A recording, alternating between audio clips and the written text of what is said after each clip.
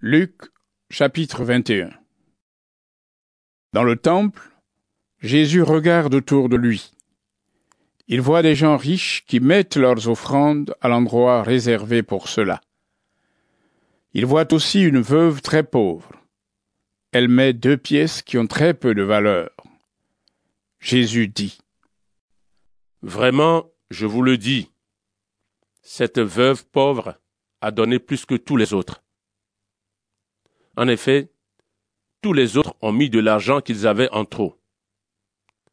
Mais elle, qui manque de tout, elle a donné tout ce qu'elle avait pour vivre. Ensuite, des gens parlent du temple et disent : Il est magnifique, avec ses belles pierres et les objets offerts à Dieu. Jésus leur répond : Vous voyez tout cela ? Eh bien, un jour viendra où tout sera détruit. Il ne restera pas une seule pierre sur une autre. Il demande à Jésus : Maître, quand est-ce que cela va arriver ? Comment allons-nous le savoir ? Jésus leur répond : Faites attention, ne vous laissez pas tromper. En effet, beaucoup de gens vont venir en prenant mon nom. Ils diront : c'est moi le Messie. Et le moment est arrivé. Ne les suivez pas.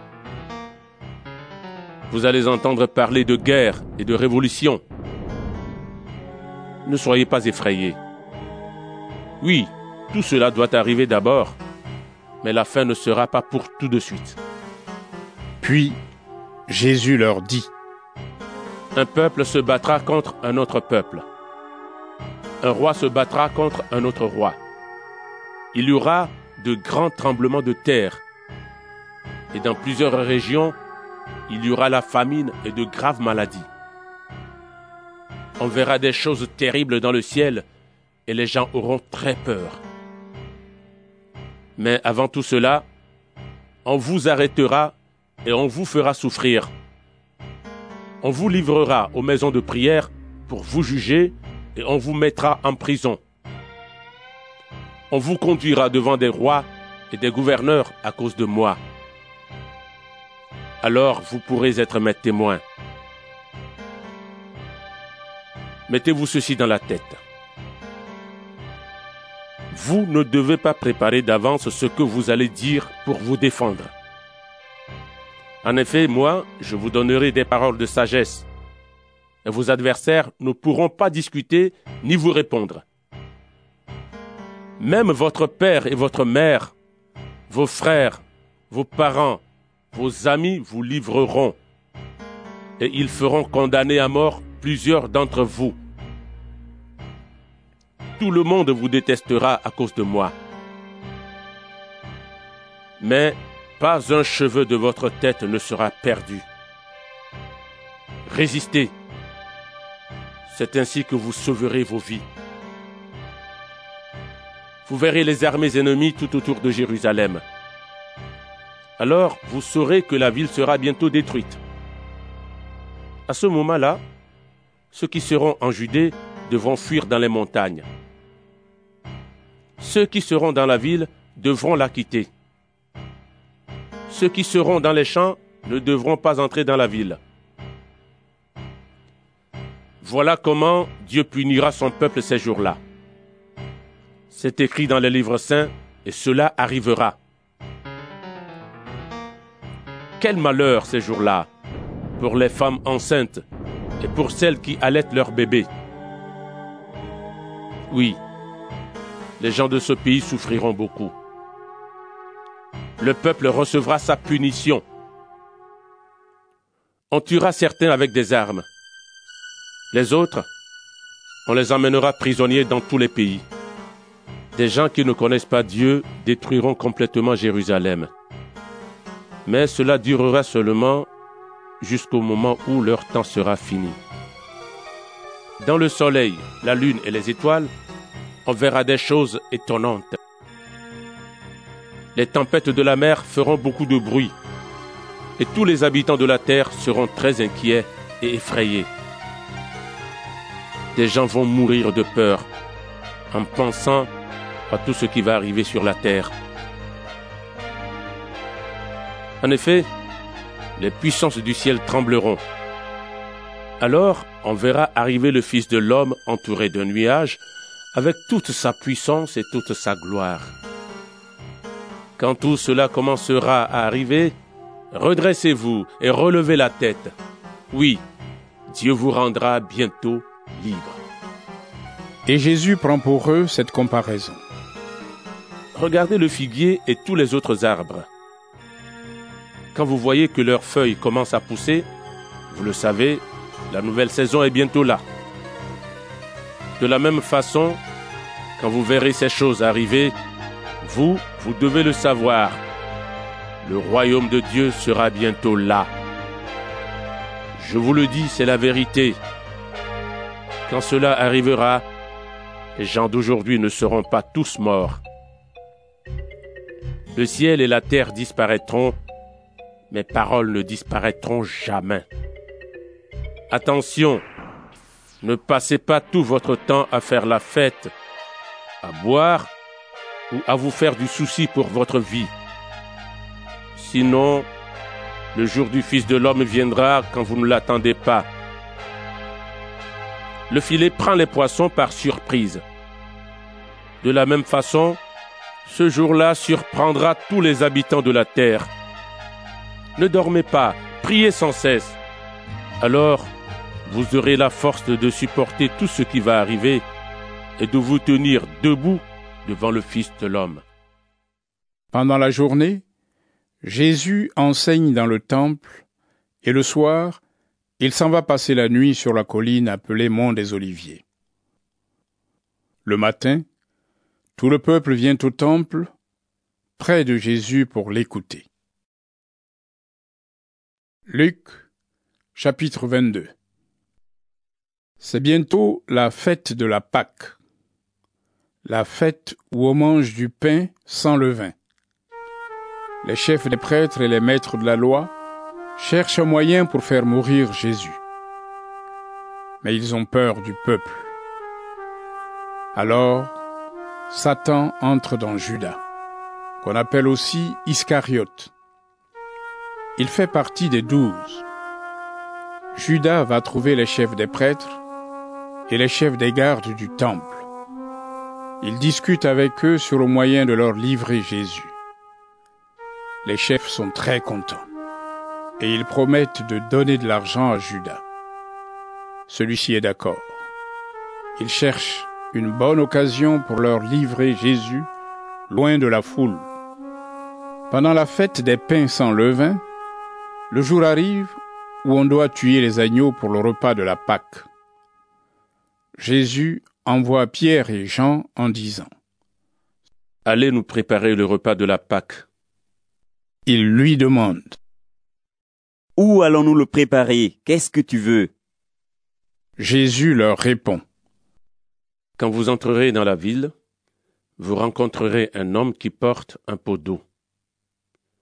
Suivez-le jusqu'à la maison où il va entrer. Vous direz au propriétaire de la maison : « Le maître te demande où est la salle où je vais manger le repas de la Pâque avec mes disciples. » En haut de la maison, le propriétaire vous montrera une grande pièce avec tout ce qu'il faut. C'est là que vous préparerez le repas. Les disciples partent. Ils trouvent tout comme Jésus leur a dit, et ils préparent le repas de la Pâque.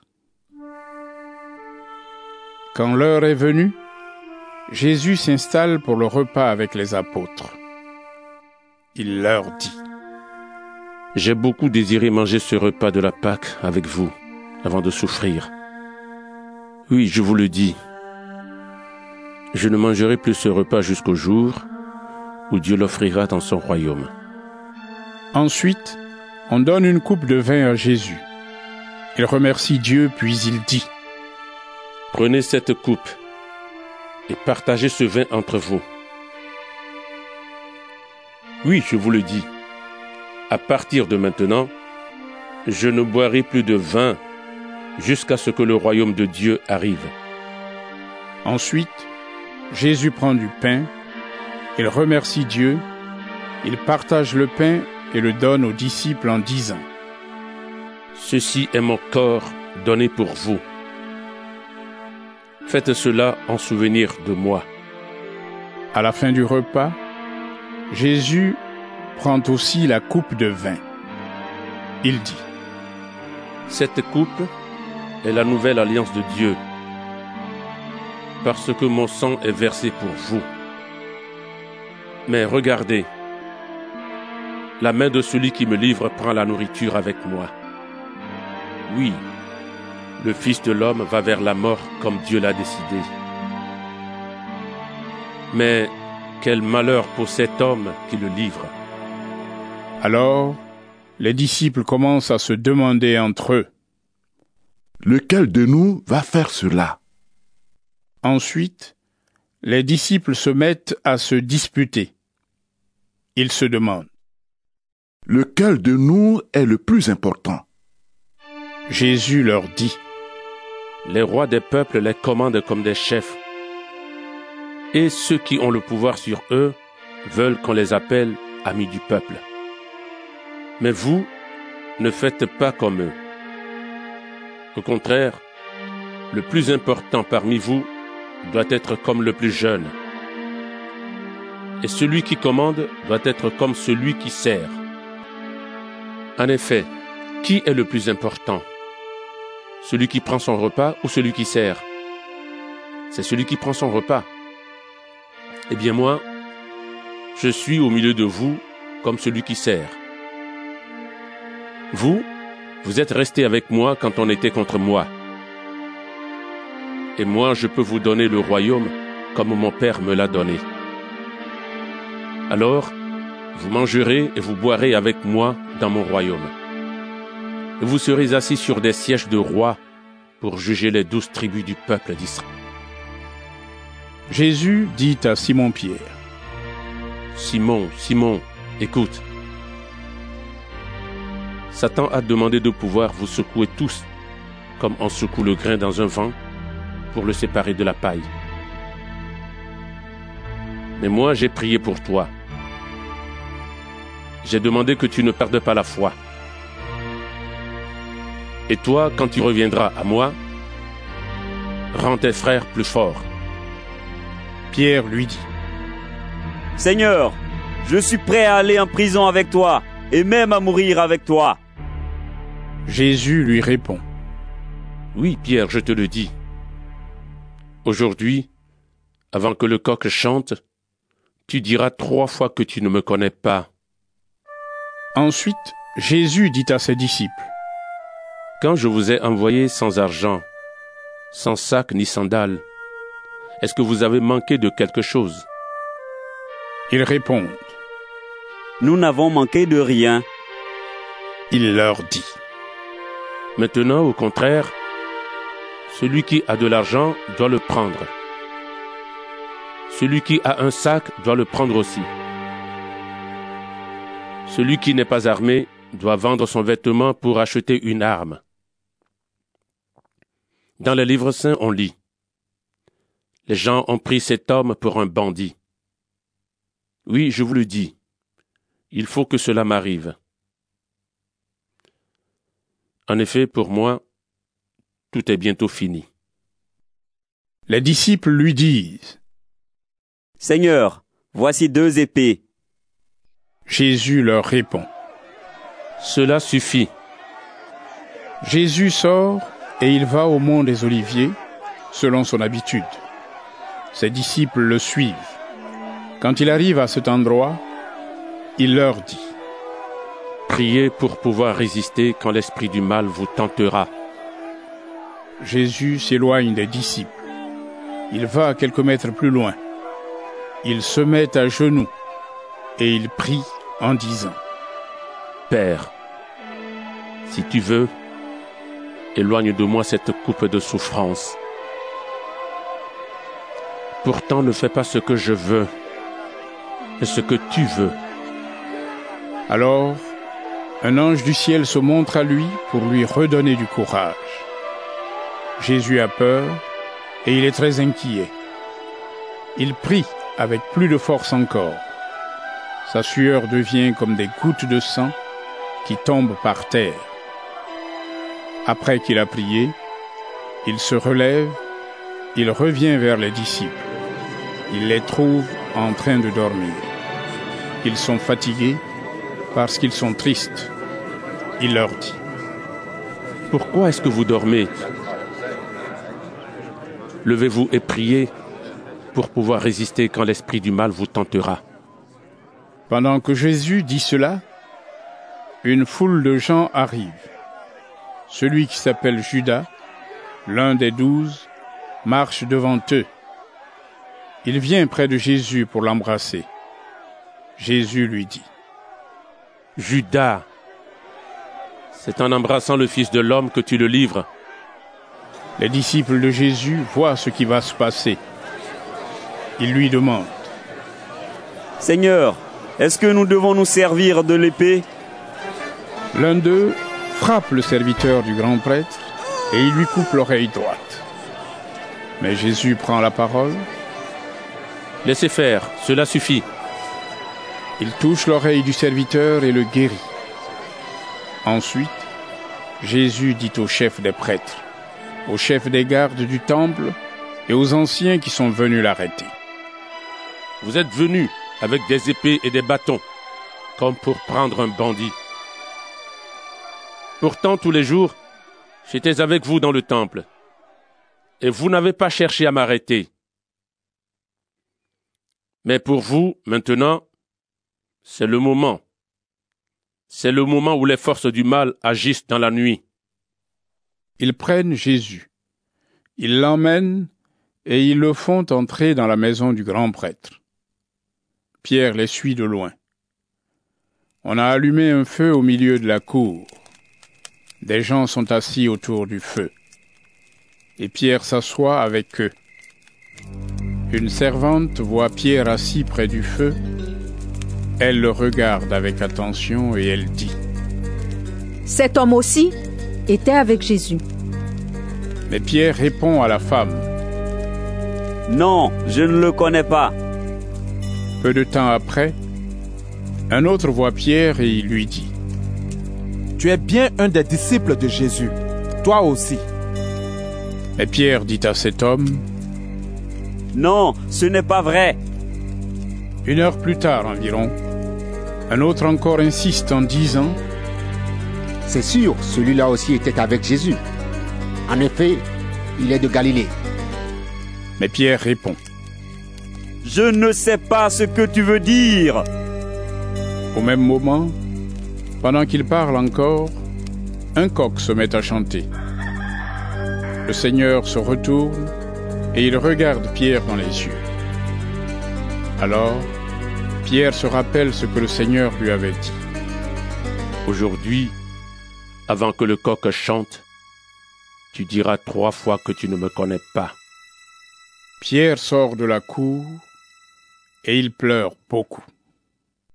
Les hommes qui gardent Jésus se moquent de lui et ils le frappent. Ils cachent son visage et ils lui demandent: Qui t'a frappé, David? Et ils lui disent beaucoup d'autres choses pour l'insulter. Quand il fait jour, les anciens du peuple, les chefs des prêtres et les maîtres de la loi se réunissent. Ils font amener Jésus devant leur tribunal et ils lui demandent: Est-ce que tu es le Messie? Dis-le-nous. Jésus leur répond: Si je vous le dis, vous ne me croirez pas. Et si je vous pose une question, vous ne me répondrez pas. Mais à partir de maintenant, le Fils de l'homme va être assis à la droite du Dieu puissant. Alors, tous lui disent: Donc, toi, tu es le Fils de Dieu. Jésus leur répond: Vous le dites vous-même, je le suis. Alors ils disent: Nous n'avons plus besoin de témoins. En effet, nous avons entendu nous-mêmes les paroles de sa bouche. Luc, chapitre 23.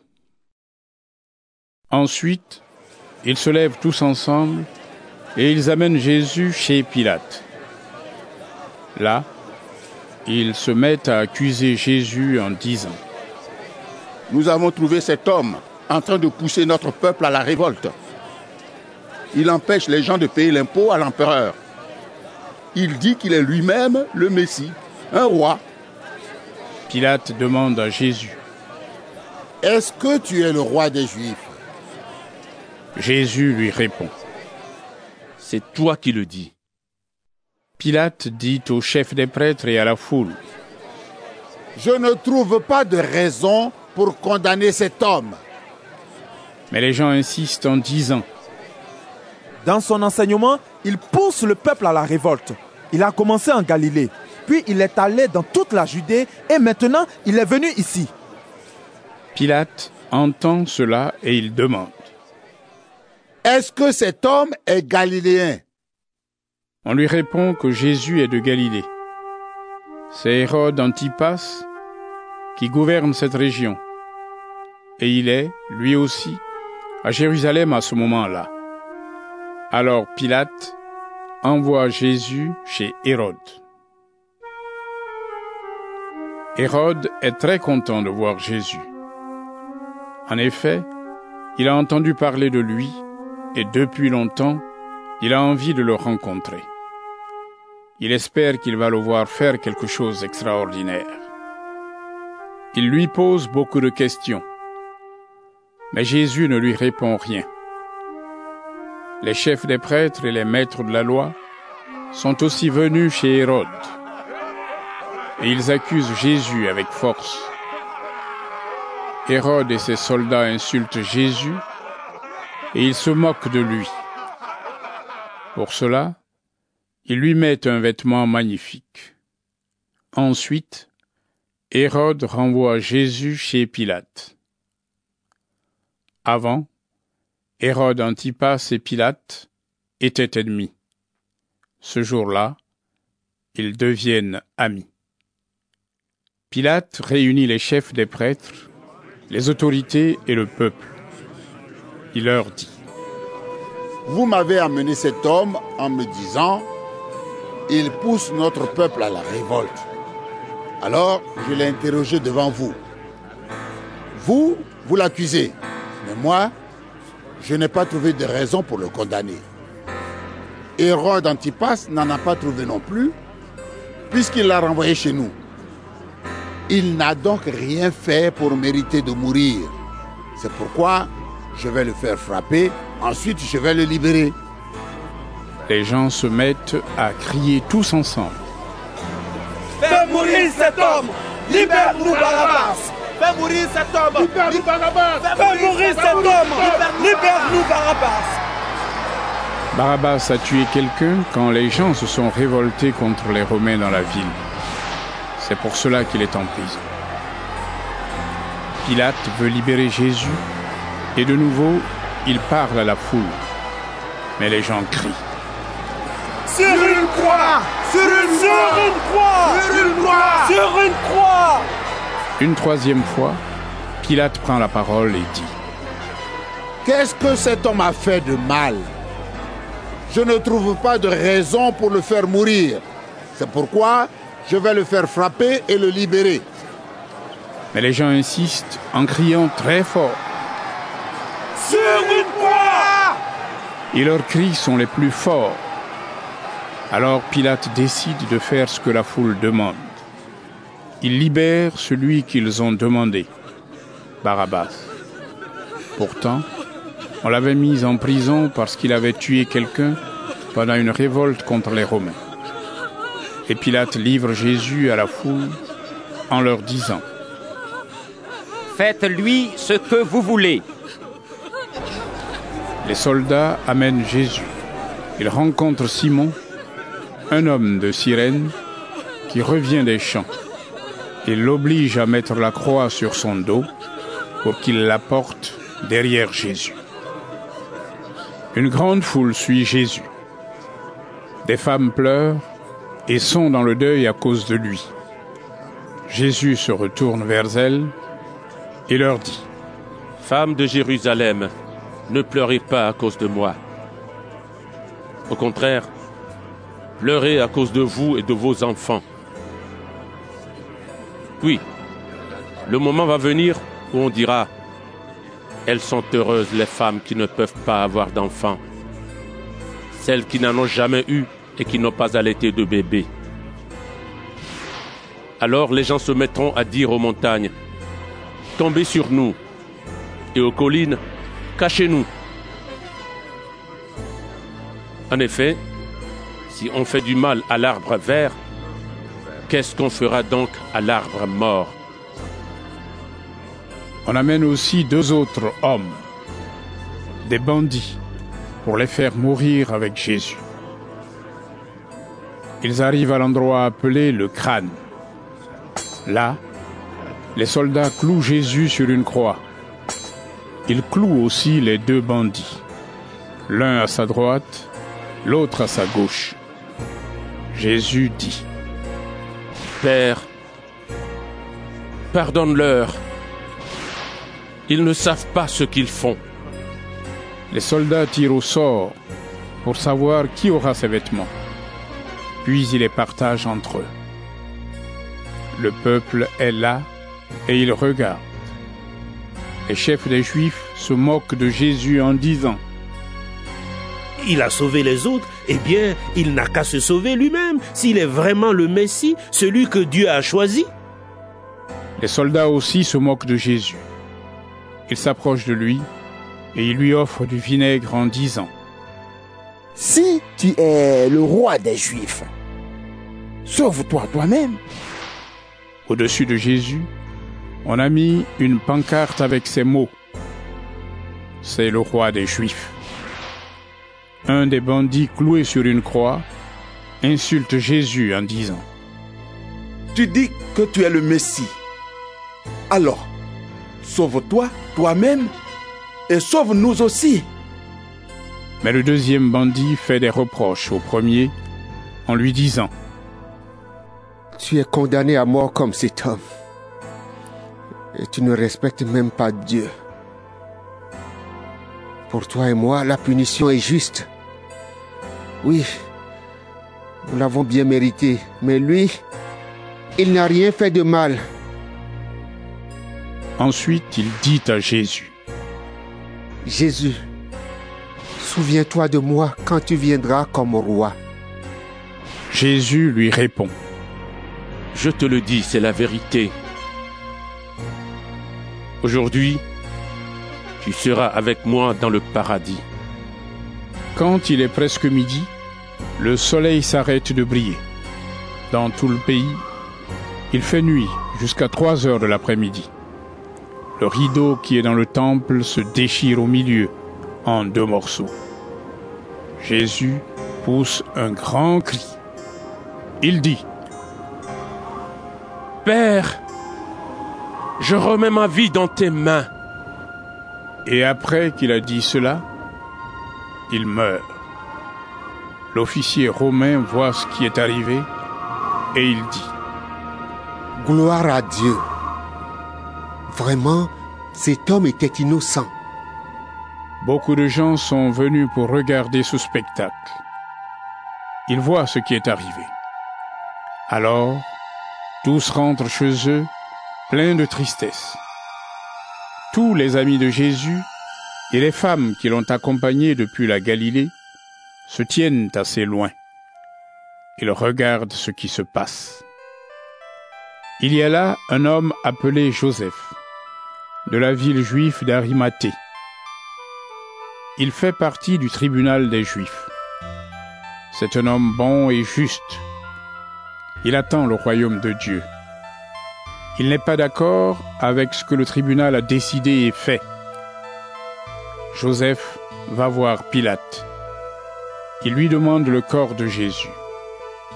Ensuite, Joseph descend le corps de la croix, il l'enveloppe dans un drap et il le met dans une tombe creusée dans le rocher.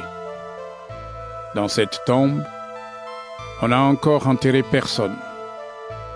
C'est vendredi et le sabbat va commencer. les femmes qui ont accompagné Jésus depuis la Galilée, viennent avec Joseph. Elles voient la tombe.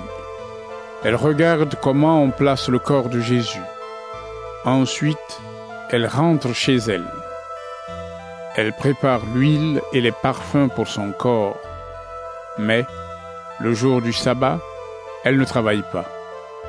En effet, c'est interdit par la loi. Luc chapitre 24. Le dimanche matin, très tôt, les femmes vont vers la tombe. Elles apportent l'huile et les parfums qu'elles ont préparés. Elles voient qu'on a roulé la pierre qui fermait la tombe. Elles entrent, mais elles ne trouvent pas le corps du Seigneur Jésus. Elles ne savent pas ce qu'il faut penser. Tout à coup, 2 hommes se présentent devant elles. Ils portent des vêtements très brillants. Les femmes ont peur et baissent la tête. Les 2 hommes leur disent: « Pourquoi cherchez-vous parmi les morts celui qui est vivant? Il n'est pas ici, mais il s'est réveillé de la mort. En effet, rappelez-vous ce qu'il vous a dit quand il était encore en Galilée. Le Fils de l'homme doit être livré au pouvoir des pécheurs. Ils vont le clouer sur une croix, et le 3e jour, il se relèvera de la mort. » Alors, les femmes se souviennent des paroles de Jésus. Elles quittent la tombe et elles vont raconter tout cela aux 11 disciples et à tous les autres. Ces femmes, ce sont Marie-Madeleine, Jeanne, Marie la mère de Jacques et d'autres femmes encore. Elles racontent tout cela aux apôtres. Mais les apôtres pensent qu'elles disent n'importe quoi et ils ne les croient pas. Pourtant, Pierre se lève et court vers la tombe. Il se penche et voit seulement les linges qui ont entouré le corps.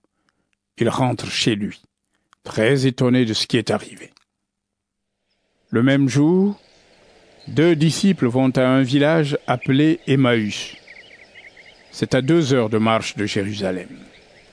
Ils parlent ensemble de tout ce qui vient de se passer.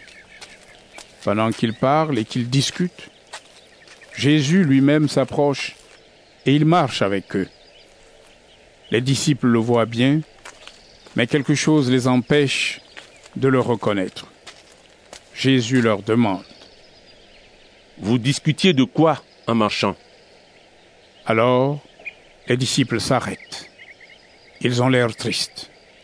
L'un d'eux, appelé Cléopas, lui répond: « Tous les habitants de Jérusalem savent ce qui est arrivé ces jours-ci.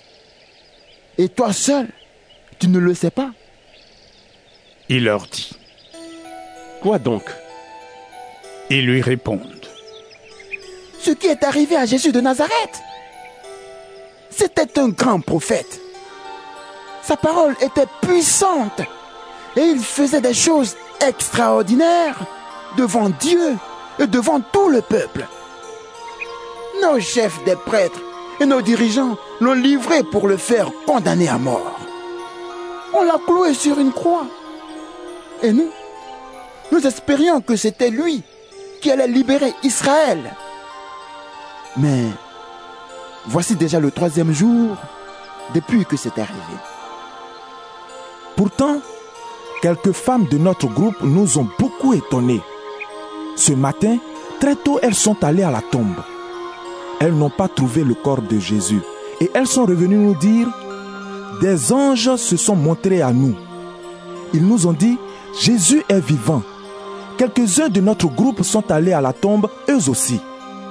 Ils ont tout trouvé comme les femmes l'avaient dit. Mais Jésus, ils ne l'ont pas vu. Alors, Jésus leur dit: Vous ne comprenez rien. Votre cœur met beaucoup de temps à croire ce que les prophètes ont annoncé. Il fallait que le Messie souffre de cette façon et que Dieu lui donne sa gloire. Et Jésus leur explique ce qu'on lit à son sujet dans les livres saints. Il commence par les livres de Moïse. Ensuite, il continue par tous les livres des prophètes. Ils arrivent près du village où les disciples devaient aller. Jésus fait semblant d'aller plus loin, mais les deux hommes lui disent en insistant: « Reste avec nous. C'est le soir, et bientôt il va faire nuit. » Jésus entre dans la maison pour rester avec eux. Il se met à table avec eux. Il prend le pain et il remercie Dieu. Ensuite, il partage le pain et il le leur donne. Alors, les disciples voient clair et ils reconnaissent Jésus. Mais au même moment, Jésus disparaît. Ils se disent l'un à l'autre: « Oui, il y avait comme un feu dans notre cœur pendant qu'il nous parlait sur la route et nous expliquait les livres saints. » Ils se lèvent et ils retournent tout de suite à Jérusalem. Ils arrivent dans la ville, là où les 11 disciples et tous les autres sont réunis. Tous disent aux 2 disciples: « C'est bien vrai, le Seigneur s'est réveillé de la mort. Simon l'a vu. » Les 2 disciples leur racontent ce qui s'est passé sur la route et ils disent: « Nous avons reconnu Jésus quand il a partagé le pain. » Pendant qu'ils disent cela, Jésus lui-même se montre au milieu d'eux et il dit: « La paix soit avec vous. » Les disciples sont effrayés. Ils ont très peur. En effet, ils croient voir un esprit. Mais Jésus leur dit: « Pourquoi êtes-vous troublés? Pourquoi pensez en vous-même? Qu'est-ce qui se passe? Regardez mes mains et mes pieds, c'est bien moi. Touchez-moi et regardez-moi. Un esprit n'a pas de corps. Et moi, vous voyez que j'en ai un. » En disant cela, il leur montre ses mains et ses pieds. Les disciples sont pleins de joie et très étonnés. Ils n'arrivent pas encore à croire. Alors, Jésus leur demande: « Est-ce que vous avez ici quelque chose à manger? » Il lui donne un morceau de poisson grillé. Jésus le prend et il le mange devant eux. Ensuite, il leur dit: « Quand j'étais encore avec vous, je vous ai dit, tout ce qu'on lit à mon sujet dans la loi de Moïse, dans les livres des prophètes et dans les psaumes, tout cela doit arriver. » Alors, Jésus leur ouvre l'intelligence pour qu'ils comprennent les livres saints. Il leur dit: « Voici ce qu'on lit dans les livres saints. Le Messie va souffrir et le 3e jour, il se relèvera de la mort. En son nom, voici ce qu'on annoncera à tous les peuples, en commençant par Jérusalem. Changez votre vie, et Dieu pardonnera vos péchés. C'est vous qui êtes les témoins de cela. Et moi, je vais vous envoyer ce que mon Père a promis. Mais vous devez rester dans la ville en attendant de recevoir la puissance de Dieu. » Ensuite, Jésus amène ses disciples près du village de Béthanie. Il lève les mains pour les bénir. Pendant qu'il les bénit, il les quitte et monte près de Dieu. Pendant ce temps, les disciples l'adorent. Ensuite, ils retournent à Jérusalem très joyeux. Ils passent tout leur temps dans le temple et ils chantent les louanges de Dieu.